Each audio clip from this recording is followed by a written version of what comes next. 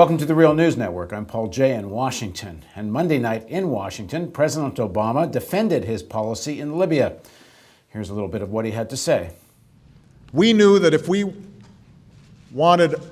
waited one more day, Benghazi, a city nearly the size of Charlotte, could suffer a massacre that would have reverberated across the region and stained the conscience of the world.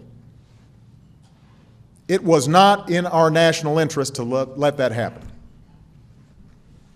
The task that I assigned our forces to protect the Libyan people from immediate danger and to establish a no-fly zone carries with it a UN mandate and international support. It's also what the Libyan opposition asked us to do. If we tried to overthrow Gaddafi by force, our coalition would splinter. We would likely have to put U.S. troops on the ground. While President Obama said the mission had been limited to protect civilians, Ann Gearan, national security writer for AP, writes, President Barack Obama wanted to tell a hesitant America why he launched a military assault in Libya, and he wanted to describe it on his own terms, limited, sensible, moral, and backed by international partners, with a shared goal of protecting Libyans from a ruthless despot. Trouble is, the war he described Monday doesn't quite match the fight the United States is in. And Gearan goes on to say, over the weekend, U.S. Air Force A-10 Thunderbolt aircraft designed to provide battlefield support to friendly ground forces flew attack missions for the first time in this conflict. The Pentagon also disclosed Monday that Air Force AC-130 gunships, low-flying aircraft armed with 105mm howitzers and 40mm cannon, had joined the battle. Those two type of aircraft give the U.S. more ability to confront pro-Gaddafi forces in urban areas with less risk of civilian casualties. If the purpose of the UN-sanctioned military action is to protect civilians, then the role of Western air power went beyond that initial humanitarian aim to, in effect, provide air cover for the rebels while pounding Gaddafi forces in a bid to break their will or capacity to fight. Now joining us from London to give his views on President Obama's speech and what's happening in Libya, including in London today, where a conference is being held, being chaired by the British Foreign Minister, attended by Hillary Clinton, to talk about the future political vision for Libya, is Gilbert Achcar. Gilbert teaches at the School of Oriental and African Studies at the University of London. Thanks for joining us, Gilbert. Thank you, Paul. Always a pleasure. So start first of all with your reaction to President Obama's speech and the clip that we played. The statement that the United States has, through its action, prevented a massacre, as he puts it, is, I think, true, as I've been saying and many people have been saying, and as reporters on the ground have been saying, those in Benghazi. One most recent piece, for instance, was the one by John Lee Anderson on The New Yorker, confirming that, when the intervention started, the Gaddafi troops were started to enter the city and were about to really be able to conquer it rather quickly. And that's also because of the discrepancy in military forces between whatever exists in Libya and the forces of Gaddafi, who, by the way, as Abdelbari Atwan, certainly someone who knows Libya quite well, is the editor-in-chief of Al-Quds Al-Arabi, just reminded us recently that Gaddafi dissolved the army 20 years ago after an attempt by some military officers to overthrow him, and replaced it with units directly led by either his sons or people from his tribe. And these are the units that are fighting for him on his behalf, and they have the weapons, they have everything. So indeed, a massacre has been avoided through the action. But the point is, and that's very interesting in Obama's speech, when he raises the point that, okay, it's true that as many people say in Washington, we can't intervene everything. There's an impending massacre somewhere. We're not, the police of the world, and I agree. And therefore, he puts it quite clearly. There should be a mix between, the necessity to intervene and our interests, and that's the key point here. So the point is not, as some people would put it, that this intervention had no effect on protecting civilians. It had, of course, but the question is, why did they want to protect civilians and protect an uprising in this situation and not in other situations? And there you get into the discussion about, the fact that, of course, oil is very much related to the issue, and they will get entangled into real contradictions with all that. Because, for instance, Hillary Clinton recently was asked, I think it was on CBS, Face the Nation, about Syria. What would you do in Syria? Or what about Bahrain and the rest? And she said, well, there hasn't been anything comparable to Libya, where the Air Force has been used to pound the civilians and all that with the heavy casualties. That's absolutely true, that there is no comparison between the level of killings in Libya prior to the intervention and whatever we've seen in any other Arab country until now. But what would be her argument when Israel would be bombing Gaza or Lebanon, like in 2006, or if the Saudi kingdom uses the Air Force against the eastern province, for instance, if you have any kind of uprising there. And we can multiply this. So they are putting themselves, of course, into real contradictions with these double standards that they have of intervening when it suits American interest and for the purpose of this interest primarily. As part of the issue here is that the Americans, President Obama's administration, recognized these rebellions across northern Africa and the Arab world. Many of them are going to be successful. They're at least shaking the foundations of these regimes.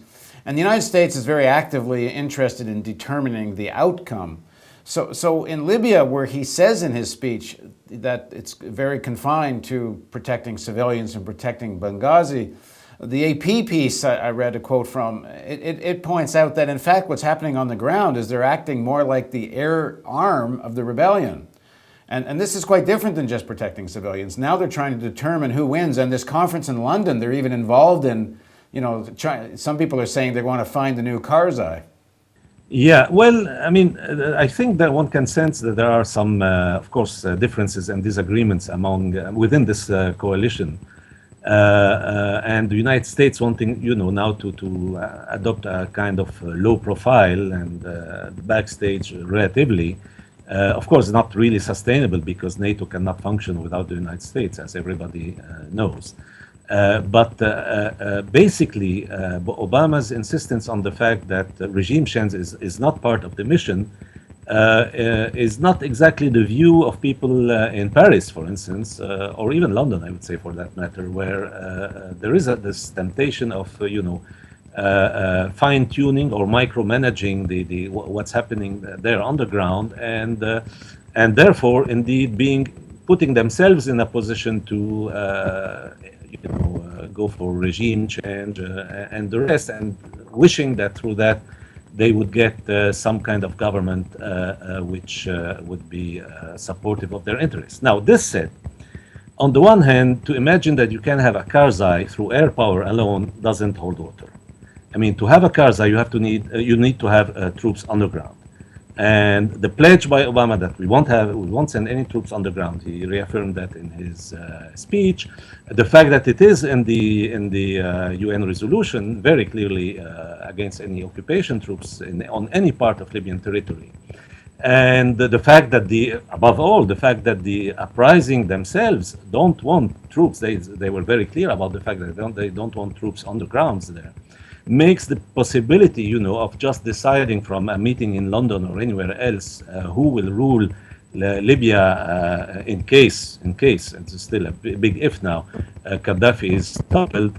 I think it doesn't really hold water. But the fact is that indeed in the way they are intervening, in the way they are turning this from the no-fly zone, from the initial necessary actions to prevent Gaddafi troops from entering populated areas and committing massacres, turning that into a kind of rather long-term, now NATO say 90 days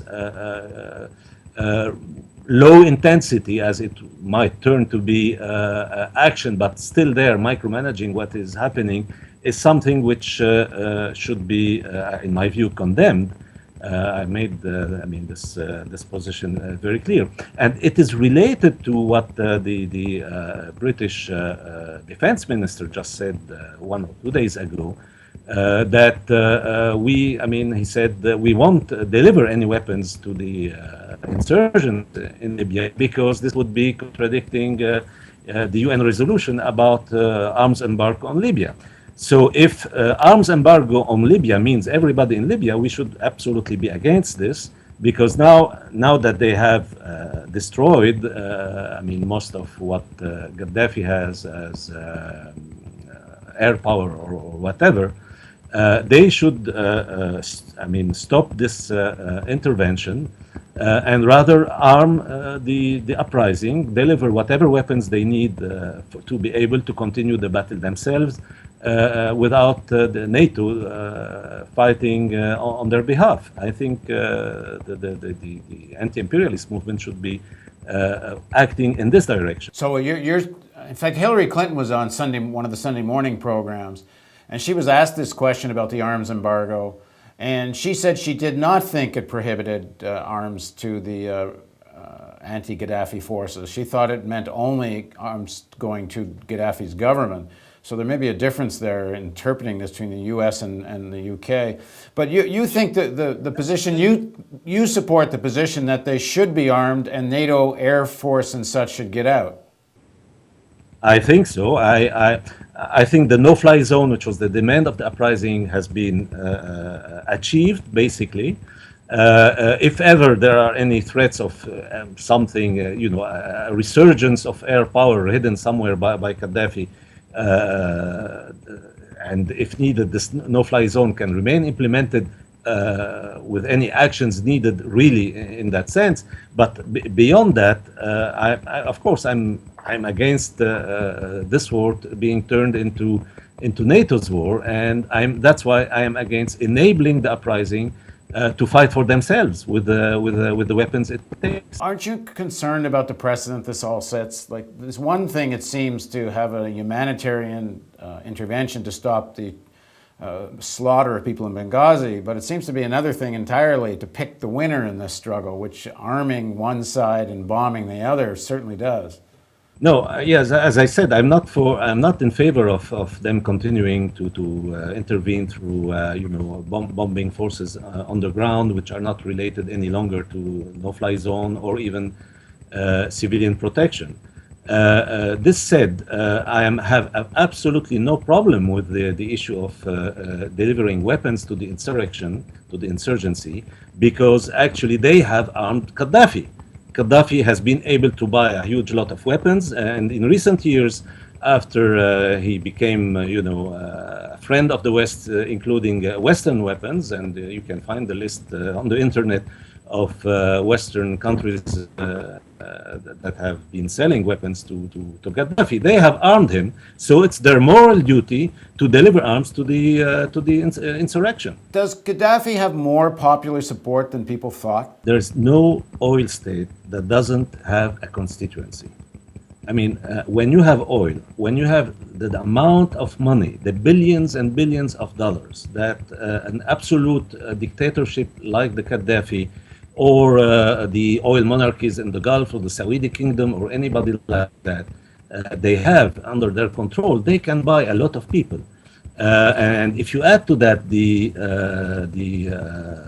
tribal factor, which Gaddafi has been exploiting ever since he came to power in 1969, if you add to that the fact that he even, and it's well known, it's not new, he has been hiring mercenaries, hiring people from poorer countries against high salaries to fight for him in his various forces. Of course, he has some social force with him. But all basic reports, if you take Tripoli, even Tripoli, where it's the siege of power, there are absolutely no sign of any real mass support. On the contrary, you have a lot of reporters who reported about people in fear of expressing anything there. because of the terror exerted by Gaddafi's troops. So that's how it stands. So you think the resolution now is at a point where the NATO should get out and it should be possible for the rebellion to buy arms? Not to buy arms. To be given arms. They don't have money now, and it would be very cynical to turn that into another, trade in arms.